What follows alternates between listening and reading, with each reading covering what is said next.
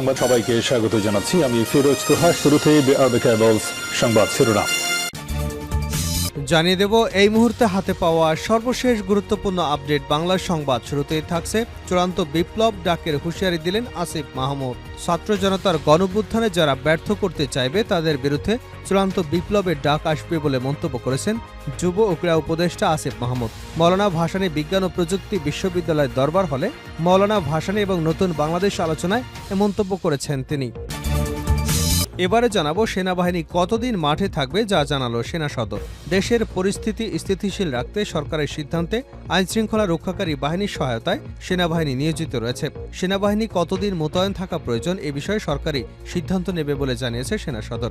ইন-এ-টু civil পাওয়ারের আওতায় সারা দেশে মোতায়েন করা সেনাবাহিনীর কার্যক্রম নিয়ে বুধবার সেনাবাহিনীর বনানী রেল ক্রসিং সংলগ্ন স্টাফ রোডের মেসে এক সংবাদ সম্মেলনে এক প্রশ্নের জবাবে military operations directorate staff colonel Intekhab Haider একথা বলেছেন। জানাবো স্বার্থপরের মতো পালিয়ে গেছে শেখ হাসিনা।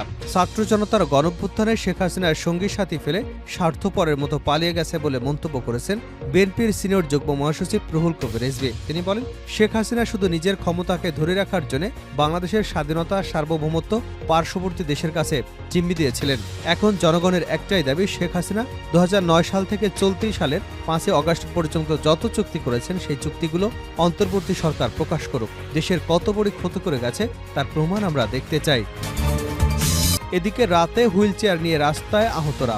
রাজধানীর আগারগাঁও থেকে শ্যামলীমুখী সড়ক বন্ধ করে রাতেও আন্দোলন করছেন জাতীয় অর্থোপেডিক হাসপাতাল ও পুনর্বাসন প্রতিষ্ঠানের চিকিৎসাধীন স্বৈরাচার বিরোধী আন্দোলনে আহতরা। বুধবার রাত 9টার পরও পঙ্গু হাসপাতালের সামনে রাস্তায় বসে স্বাস্থ্য উপদেষ্টার পদত্যাগের দাবিতে স্লোগান দিচ্ছেন আহতরা। এবারে থাকছে অন্তর্বর্তী সরকারের মনে কেন ভয় ঢুকল প্রশ্ন মঈন খানের। গত 19 সেপ্টেম্বর অন্তর্বর্তী সরকার অধ্যাদেশ 2024-এর খসড়ায় চূড়ান্ত অনুমোদন দিয়েছে উপদেষ্টা পরিষদ। শিগগিরই মন্ত্রী পরিষদ এ সংক্রান্ত অধ্যাদেশ জারি করতে পারে। অধ্যাদেশটি জারি হলে দেশের কোনো আদালতে বৈধতার প্রশ্ন তুলে বর্তমান অন্তর্বর্তী সরকারকে অবৈধ বা বাতিল করা যাবে না। ত্রয়োদশ জাতীয় সংসদ নির্বাচনের মাধ্যমে নির্বাচিত নতুন প্রধানমন্ত্রীর দায়িত্ব নেওয়ার দিন পর্যন্তই বর্তমান সরকারের মেয়াদ থাকবে। মন্ত্রিপরিষদ বিভাগের একটি সূত্রে এসব তথ্য জানা গেছে। এবং সর্বশেষ জানাবো আন্তর্জাতিক সংবাদ। হিজবুল্লাহর ক্ষেপণাস্ত্র হাইফার অর্থনীতিকে পঙ্গু করে দিয়েছে। দখলকৃত হাইফা শহরের মেয়র ইয়োনা ইয়াহাব লেবাননের সশস্ত্র গোষ্ঠী হিজবুল্লাহর ব্যাপক হামলা অব্যাহত রাখার বিষয়ে অত্যন্ত উদ্বেগ প্রকাশ করেছেন। বলেছেন, হিজবুল্লাহর ক্ষেপণাস্ত্র হামলায় হাইফা শহরে নজিরবিহীন একটি বড় ধরনের অর্থনৈতিক ক্ষতির সম্মুখীন হয়েছে। এতক্ষণ শিরোনাম শুনছিলেন, এবার বিস্তারিত। প্রিয় দর্শক, আপনি যদি এই চ্যানেলে নতুন হয়ে থাকেন, ভিডিওটি দেখতে দেখতে চ্যানেলটি সাবস্ক্রাইব করে আমাদের সঙ্গে থাকুন।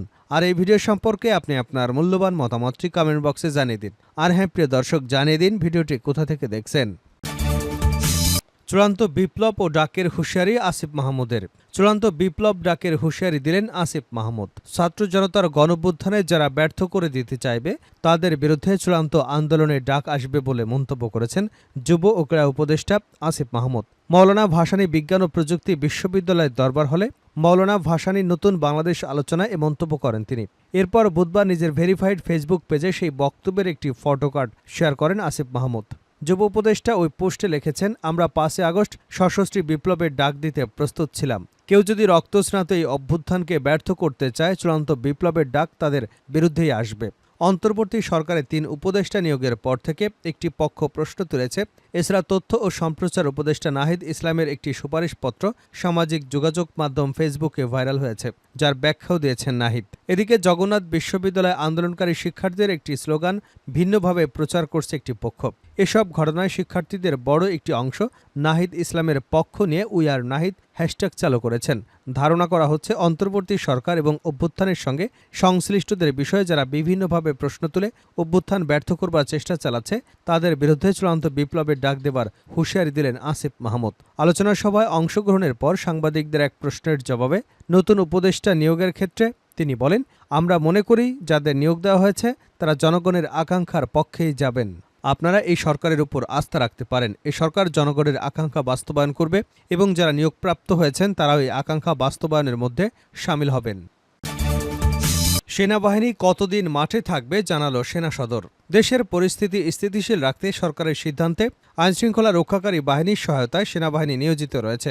সেনাবাহিনী কতদিন মোতায়েন থাকা প্রয়োজন এ বিষয়ে সরকারি সিদ্ধান্ত নেবে বলে জানিয়েছে সেনা সদর। ইন এইড টু সিভিল পাওয়ারের আওতায় সারা দেশে সেনা মোতায়েন করা সেনাবাহিনীর কার্যক্রম নিয়ে বুধবার সেনাবাহিনীর বনানী রেল ক্রসিং সংলগ্ন স্টাফ রোডের মেসে এক সংবাদ সম্মেলনে এক প্রশ্নের জবাবে military operations directorate staff colonel Intekhab Haider এসব কথা বলেন। ইন্তেখাব হায়দার খান বলেন, এই মুহূর্তে দেশের ৬২ জেলায় সেনার সদস্যরা আইনশৃঙ্খলা রক্ষায় অন্তর্বর্তী সরকারের সংশ্লিষ্ট মন্ত্রণালয়, আইনশৃঙ্খলা রক্ষাকারী বাহিনী, স্থানীয় প্রশাসন, বিভিন্ন সংস্থা, গণমাধ্যম, স্থানীয় জনগণের সঙ্গে সম্পৃক্ত হয়ে সমন্বিত প্রচেষ্টার মাধ্যমে সার্বক্ষণিক সক্রিয়ভাবে দায়িত্ব পালন করছেন। তিনি বলেন, বিরাজমান অবস্থায় দেশের পরিস্থিতি স্থিতিশীল রাখতে আইনশৃঙ্খলা রক্ষাকারী বাহিনীকে সহায়তায় সেনাবাহিনী নিয়োজিত রয়েছে। অস্ত্র, গোলাবারুদ উদ্ধার এবং এর সঙ্গে সংশ্লিষ্টদের গ্রেপ্তারের পাশাপাশি দেশের শিল্পাঞ্চলে অস্থিরতা রোধে সেনাবাহিনী গুরুত্বপূর্ণ ভূমিকা রাখছে। তিনি জানান, দেশের শিল্পাঞ্চলে ৬ শতাধিক অস্থিতিশীল পরিস্থিতি নিয়ন্ত্রণে সক্রিয় ভূমিকা রেখেছে সেনাবাহিনী।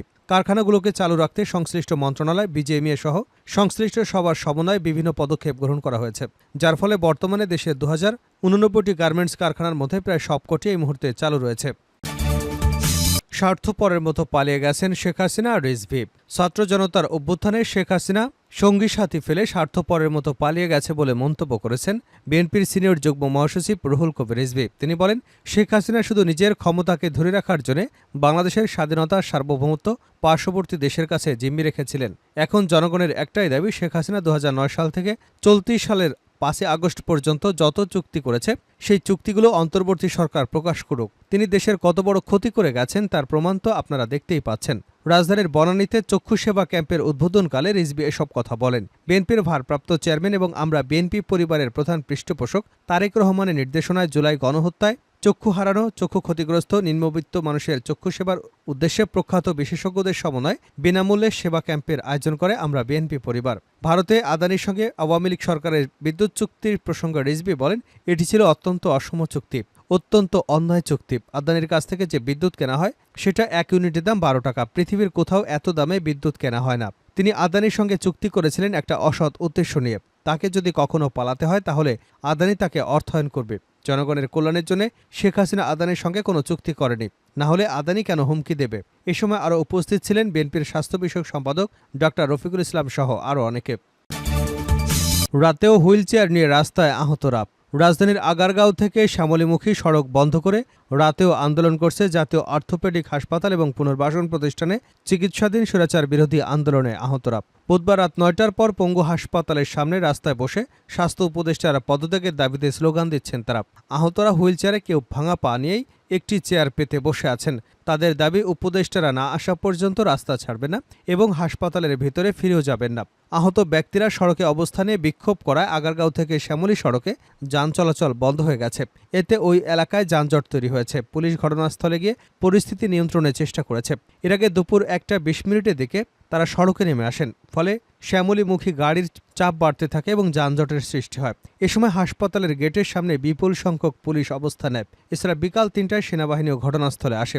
দুপুরে নিটোর পরিদর্শনে আসেন স্বাস্থ্য উপদেষ্টা ও ব্রিটিশ রাষ্ট্রদূত। তিনি প্রায় ২.৫ ঘণ্টা ধরে আহত রোগীদের খোঁজখবর নেন। এরপর হাসপাতাল থেকে বের হবার সময় সেখানে সাংবাদিকরা কথা বলতে চাইলে আশপাশের আহত রোগীদের সরতে বলা হয়। এরপর আন্দোলনে হাসপাতাল ছড়িয়ে পড়ে। চিকিৎসাধীন আহতরা উপদেষ্টার গাড়ির সামনে এবং পথ আগলে দাঁড়ান। এক পর্যায়ে আন্দোলনে আহতদের গাড়ির সামনে এসে বসে পড়েন। আরেকজন উঠে পড়েন গাড়ির উপরে। কিছু সময় তারা গাড়িতে কিলঘুষি মেরে ক্ষোভ দেখাতে থাকেন। নেমে আসতে বলেন গাড়ির চালক সহ অন্যদের। পরে নিরুপায় হয়ে স্বাস্থ্য উপদেষ্টা এবং ব্রিটিশ রাষ্ট্রদূত অন্য একটি গাড়িতে করে সেখান থেকে বেরিয়ে যান। শেষ করছে আন্তর্জাতিক সংবাদ দিয়ে। হিজবুল্লাহর ক্ষেপণাস্ত্র হাইফার অর্থনীতিকে পঙ্গু করে দিয়েছে মেয়র। দখলকৃত হাইফা শহরের মেয়র ইয়োনা ইয়াহাব লেবাননের সশস্ত্র গোষ্ঠী হিজবুল্লাহকে ব্যাপক হামলা অব্যাহত রাখার বিষয়ে অত্যন্ত উদ্বেগ প্রকাশ করেছেন। বলেছেন, হিজবুল্লাহর ক্ষেপণাস্ত্র হামলায় হাইফা শহরে নজিরবিহীনভাবে একটি বড় ধরনের অর্থনৈতিক ক্ষতির সম্মুখীন হয়েছে। মঙ্গলবার ইয়োনা ইয়াহবার জানিয়েছেন, হিজবুল্লাহর ক্ষেপণাস্ত্র হামলার ফলে হাইফা শহরের স্বাভাবিক জনজীবন স্থবির হয়ে গেছে এবং এখানে সবকিছু থেমে গেছে। এখানে রাস্তাঘাট ফাঁকা এবং দোকানপাট বন্ধ হয়ে পড়েছে। হাইফায় অর্থনৈতিকভাবে দুর্বল হলে পুরো ইসরায়েলকেই তা প্রভাবিত করবে। ইরানি সংবাদ মাধ্যমগুলো জানিয়েছে, ইসরায়েলি অধ্যয়ন ও গবেষণা কেন্দ্র আলমাই এ প্রসঙ্গে উল্লেখ করেছে যে ইসরায়েলে অধিকৃত অঞ্চলের গভীরে হিজবুল্লাহ হামলা বৃদ্ধি পেয়েছে। এক্ষেত্রে হিজবুল্লাহ ড্রোনগুলোই তাদের ট্রাম্প কার্ড। আলমাই গবেষণা কেন্দ্র জোর দিয়ে বলছে যে গত মাসে হিজবুল্লাহর কার্যক্রমের গতি 4 গুণ বেড়েছে এবং এ মাসে তাদের আক্রমণে ইসরায়েল আরও গভীর অঞ্চলে ছড়িয়ে পড়েছে। এদিকে হিজবুল্লাহর ক্রমাগত মিসাইল হামলার কারণে অধিকৃত অঞ্চলের উত্তরে বিশৃঙ্খল পরিস্থিতি নিয়ে উদ্বেগ প্রকাশ করেছে ইসরায়েলি মিডিয়া। তারা বলছে অধিকৃত উত্তরাঞ্চলে বসবাসকারী ইহুদিরা বিগত মাসগুলো থেকে বাস্তুচ্যুত হয়েছে, তাদের ফিরে আসার কোনো ইচ্ছে নেই। ইসরায়েল সরকার রিজার্ভ সেনাবাহিনীর কর্নেল ঘাই আমোসি ঘোষণা দিয়েছেন যে দখলকৃত অঞ্চলগুলোকে একটি যুদ্ধক্ষেত্রে রূপান্তরিত করা এবং ইহুদি বসতিগুলোতে বারবার সতর্কীকরণ সাইবার বাজানোর ঘটনা এখন ইসরায়েলিদের জীবনের একটি স্বাভাবিক প্রক্রিয়া হয়ে উঠেছে, যা অত্যন্ত বিপজ্জনক পরিস্থিতির সৃষ্টি করেছে।